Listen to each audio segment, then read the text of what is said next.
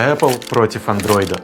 Два мира, две философии, две армии фанатов, которые постоянно противоборствуют. Одни говорят, что у них все по уму, другие говорят, что у них все-таки по-своему. И никто никак не может договориться, а перебежчиков никто не понимает. И одним из таких перебежчиков стал я. Меня зовут Никита, и я больше 13 лет являюсь ярым фанатом Apple и покупал все, где есть яблочко.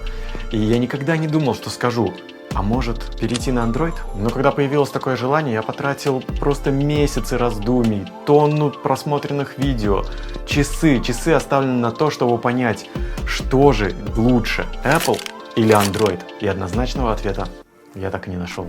Но сегодня в этом видео я хочу попробовать сформировать этот ответ сам и ответить на вопрос: кто же лучше, Apple или Android? И чью сторону выбирать? А может, вообще никакую сторону не нужно выбирать? Устраивайся поудобнее, сейчас разберемся.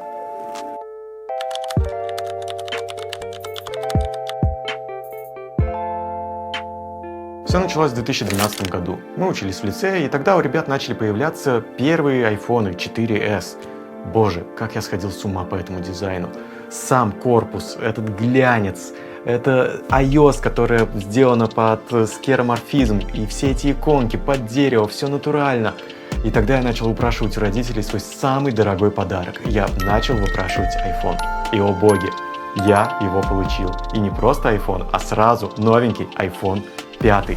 Если помните, тогда Instagram еще можно было установить только на айфоны. И не только смартфон я получил просто билетик в мир, в какой-то особенный мир, где ты какой-то избранный, и ты просто смотришь на этот телефон, засыпая, и такой: боже, как ты прекрасен. Просыпаешься, отключаешь будильник и снова смотришь, и такой: боже, ты великолепен. Что забавно, мне даже тогда хотелось немного свободы, поэтому я немного извращался, ставил jailbreak.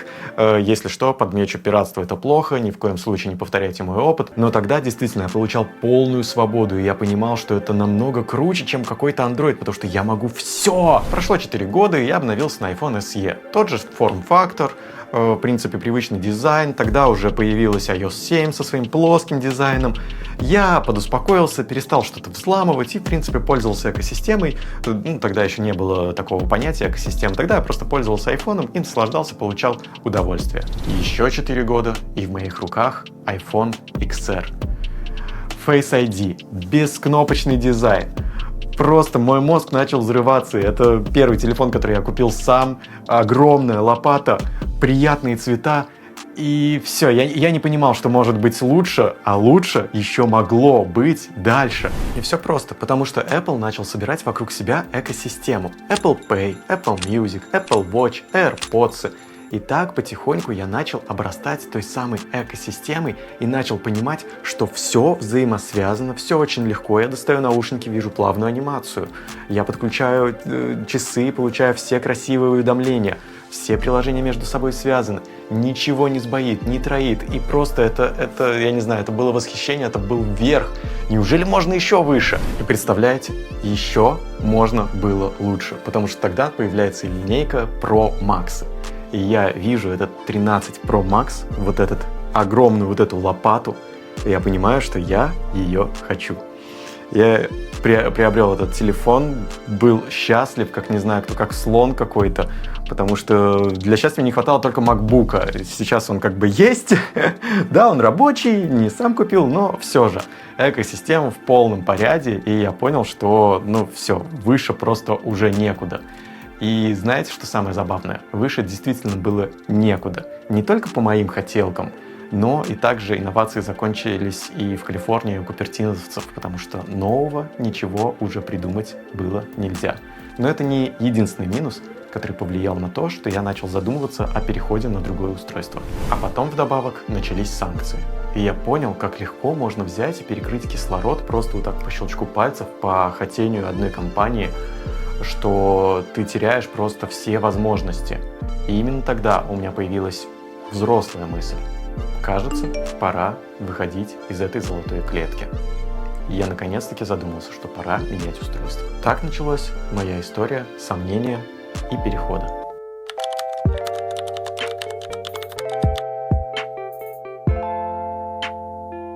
Но началось все не со смартфона. Первые под удар попали AirPods, потому что тогда я захотел себе заменить свои старые AirPods, которые уже, в принципе, им подходило время. Начал выбирать, хотелось что-то шумодавом и не хотелось Apple.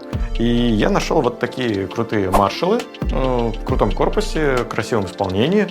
И я понял, что в целом я готов отказаться от красивой анимации на своем телефоне. И знаете, я не почувствовал какой-то боли, потому что они точно так же переключаются легко между устройствами. И здесь я понял, что экосистема начинает трещать по швам. Но смартфон — это не наушники, это совершенно другая история. И заменить его было довольно сложно. Ну и, признаться, первые 2 года я даже не думал о замене. В принципе, жил с тем, мирился с лайтнингом. Это, наверное, самая большая боль. Но я думал, что ладно, перейду на 15-й iPhone, там уже USB-C, можно как бы не париться. Но потом началась настоящая боль. Это банковские приложения красного, желтого, зеленого банка.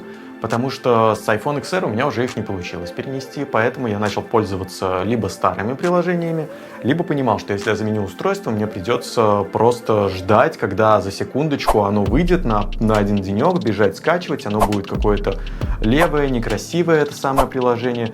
И немножко это начало коробить. Кстати, маленький офф-топ. Если вы не знали, как работает политика Apple и Apple Store, и тех самых приложений, которые нам быстренько ставят и устанавливают в банках, это ставят приложения, которые созданы для разработчиков, чтобы потестировать то самое приложение. И его можно ставить не более чем на 100 устройств. И если вы нарушаете это, как бы банки уже с этим смирились и знают, что они под санкциями, они это смело нарушают. Поэтому, когда эти санкции закончатся, когда мы войдем снова в тот самый прежний мир, я продолжаю таить надежды, Apple, скорее всего, не пустит обратно те самые банковские приложения, поэтому, уважаемые Apple пользователи, знайте, вы теперь точно навсегда с doc.ru, деньги быстро и вот это вот все, что нам придумывают на один день, а потом атакуют смс-ками, чтобы поскорее скачать новое, свежее приложение на ваш iPhone. Но возвращаемся к теме. Как-то я смотрел обзор от дяди Вали Волсакома, и он говорит, Apple сейчас это не когда ты из коробки берешь устройство и начинаешь им пользоваться, это про немножко заебаться. Русский человек, он же как? Он любит страдать. Если он не страдает, он не кайфует. Поэтому нужно превознемогать. Сначала сложно купить, потом сложно пользоваться, потом сложно базовые вещи делать. Пойди приложение поставь банковское. Честно говоря, платя такие деньги и зная, что Apple это устройство, которое ты берешь из коробки и начинаешь работать, про заебаться как будто бы речи не должно идти. Я не говорю, что Волсаком что-то сказал неправильно, он сказал все правильно. Но я не хочу платить такие деньги и получать устройство, которое я не могу полноценно использовать. Я, хочу снова брать и ходить в магазин и оплачивать вот так телефоном или прикладывать часы. Но я этого не могу, потому что Apple так решили. И еще одно самое главное осознание, то что изменений больше нет. Когда я переходил с SE на XR, я понимал то, что вау, это Face ID, это бескнопочный дизайн. Когда я переходил с XR на iPhone 13 Pro Max, я видел огромный телефон, я видел 3 камеры, это новый дизайн, новое какое-то чувство, ощущение, что ты покупаешь новое устройство. А сейчас, то есть мне нужно переходить с iPhone 13 на iPhone, лучше 16, потому что 17, оставим это все обзорщикам, они уже свое сказали. Переходить на 16 iPhone, где нет никаких изменений, разве что титановый корпус и кажется все. И нет этого эффекта вау. И вот здесь я серьезно сел и задумался. Может, хватит ждать от Apple каких-то инноваций?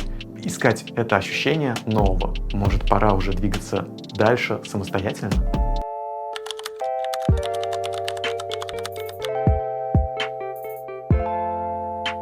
Честно, название этой главы немножечко с наебкой, потому что я не мог так быстро решиться, и это начались 4 месяца адских сомнений, потому что я не понимал, на какой Android смартфон мне переходить.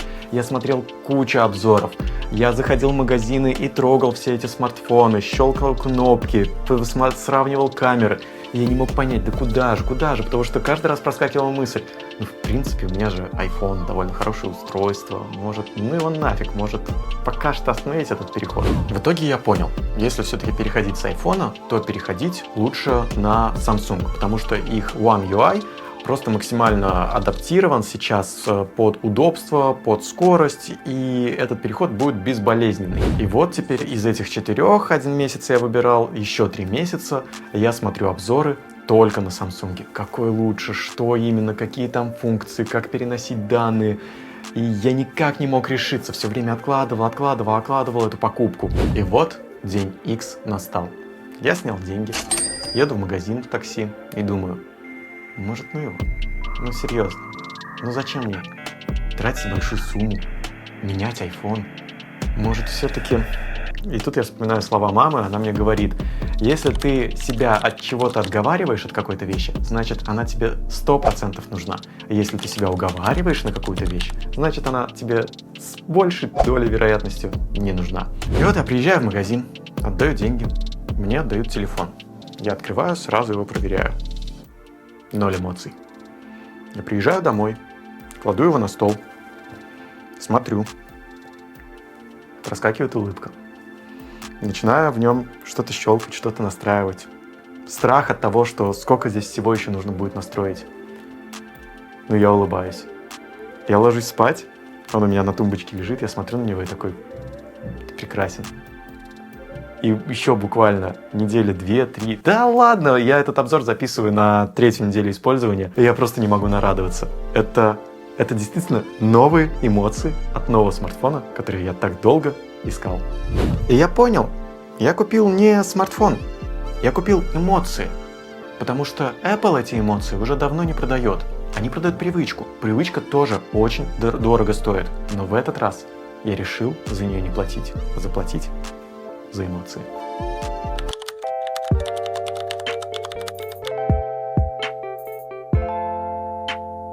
Сегодня технологические гиганты воюют не за деньги, они воюют за нас. И их самое главное оружие – это экосистема. Потому что если у тебя есть телефон, у тебя есть ноутбук, часы, то ты уже становишься заложником. Не потому что сложно поменять, а потому что впадло. Ну вот, к примеру, вы знали, что можете найти сотового оператора с более выгодными условиями и перенести туда свой номер. Конечно, знаете. Знаете, что это довольно, скорее всего, просто. Но хотели бы вы этим заморачиваться? Да нет, потому что это ежедневная какая-то рутина, и заниматься этим, просто впадло. А мы люди ленивые, и нам очень лень как раз-таки делать какие-то телодвижения. И когда ты начинаешь потихоньку сковываться экосистемой, тебе просто-напросто впадло переходить на какую-то новую, другую экосистему. Так и тут. Перенос данных у меня занял с iPhone на Android, на Samsung, примерно час. То есть я подключил провод, скачал одно приложение на один и на второй смартфон, нажал, все, у меня смс-ки, приложения, голосовые, заметки, все это перенеслось. Здесь не было никаких сложностей. На медиафайлы у меня ушла примерно неделя. Благодаря вот этой коробочке смог сделать это безболезненно, красиво. Об этом, кстати, рассказал подробно у себя в телеграм-канале, поэтому, если хочешь, переходи. Ссылка будет и в описании, и вот QR-код, ты, если смотришь на телевизоре, можешь отсканировать и, собственно, перейти, почитать. Еще пару недель ушло на адаптацию, потому что бесило на самом деле прям вот все. Не знаю, там смартфон может разблокировать тебя, и ты начинаешь свайпать, а он свайпает, зараза, не просто как на айфоне, вот так аккуратно, вот так вот нужно делать. Я до сих пор не могу найти кнопку удобную, чтобы выключить звук уведомлений. В общем, разбираться, еще раз разбираться. Но я говорю себе, погоди, ты получаешь новые эмоции. Ты строишь какие-то новые нейронные связи, новый интерфейс, новое взаимодействие какое-то. Ты получаешь опыт, а опыт, зараза, дорого стоит. И да, вначале я поднимал вопрос, какая экосистема круче, какой смартфон круче? Ответ – никакая. Потому что все они идут ноздря в ноздрю. У iPhone прекрасная оптимизация, Pixel – лучшая фотокамера, у Samsung прекрасные AI возможности. Также есть недостатки. У iPhone 16 появилась бесполезная кнопка, которая камера контрол. У Galaxy это, конечно же, бесполезный стикер, но я обещаю, я найду ему применение и расскажу об этом обязательно где-нибудь у себя в шортсах или в том же телеграм-канале, напоминаю. Но если ты все же метаешься и не знаешь, какой сделать выбор, я могу тебе подсказать. Ты можешь оттолкнуться от системы iOS и Android, потому что себя они позиционируют по-разному. iOS делает так, чтобы пользователь не запутался, чтобы ему было удобно взаимодействовать и не перегружать тебя каким-то контекстом. Android делает так, чтобы пользователя не стеснили рамки той самой системы, поэтому есть большое многообразие. И именно в этот момент я понял, что мне просто-напросто стало тесно. Я люблю простор, я люблю бросать себе вызов, я люблю изучать что-то новое, но это чистая субъективщина. И может, именно в этом и есть кайф. То, что у каждого есть своя экосистема. Не та, которую придумали в Купертине или в Сеуле, а та, которая подходит именно для вас. Этим видео я хотел помочь тем, кто сейчас стоит перед выбором. Какая же экосистема лучше, какую мне выбрать? Потому что, честно, мне конкретно такого обзора не хватало в момент, когда я собирался переходить на новое устройство. Не хватало обзора от пользователя, который 13 лет пользуется уже айфоном и вдруг решил перейти на Android. Не обзор камер, не обзор характеристик, а именно честное мнение. Но единственный момент с мнением, кто круче, выгоднее, удобнее, практичнее, оно именно ваше, потому что я рассказал именно свое мнение. Именно так я ощущаю те самые экосистемы. И выбирать тоже только вам. А я, как и в своих остальных роликах, будь они про саморазвитие, про путешествия, закончу своей фирменной фразой, уже фирменной, да. Открывайтесь чему-то новому. Не бойтесь меняться, не бойтесь пробовать. Именно так вы выходите из своего привычного круга. А именно там, где страшно, неизвестно, там и начинается самое интересное. Ну а я в этой истории пошел делать свой самый сложный и последний шаг.